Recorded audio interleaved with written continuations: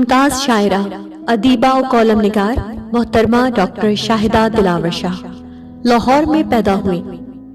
کہتے ہیں جب وہ پیدا ہوئی تو ان کی والدہ ماجدہ نے گھٹی کی جگہ ادب کی مٹھاس ان کے منہ میں گھول دی۔ شاید یہی وجہ رہی کہ وہ بچپن سے ہی اپنے گھر پہ آنے والے مختلف اخبار و جرائد میں چھپنے والی شاعری اور کہانیوں کو اپنے اوپر یوں طاری کر لیتی تھیں کہ لگتا تھا جیسے وہ اسی تحریر کا عکس بن کر رہ گئی ہیں۔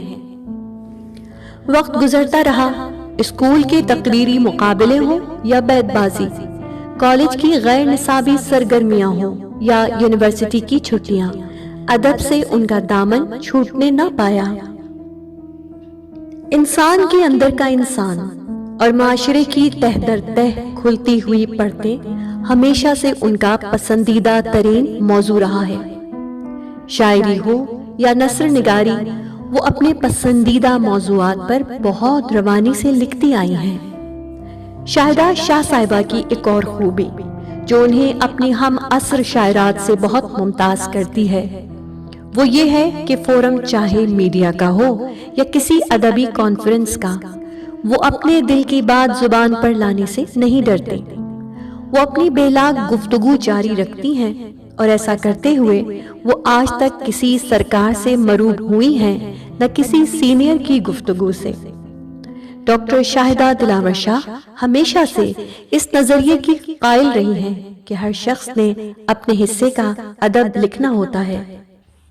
لگ بھگ 13 کتابوں کی مصنفہ ڈاکٹر شاہدہ دلاور شاہ کی شاعری کے 5 اور افسانوں کے 3 مجموعے منظر عام پر آ چکے ہیں۔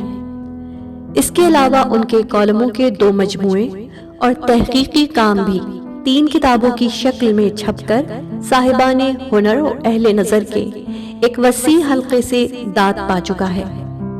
ان کی شاعری میں جس یک طرفہ محبت کا ذکر ملتا ہے وہ محض کسی انسان کی دوسرے انسان سے محبت ہرگز نہیں، بلکہ یہ تو تنہا اور اداس فنکار کی حصے جمالیات سے پھوٹتی وہ لو ہے جس کی روشنی میں جب وہ دنیا کو اپنی نظر سے دیکھتا ہے تو یہی سمجھتا ہے کہ جیسے وہ تخلیق کے وجد میں اس زمین کا نہیں رہا، معاشرے میں کہیں کا نہیں رہا۔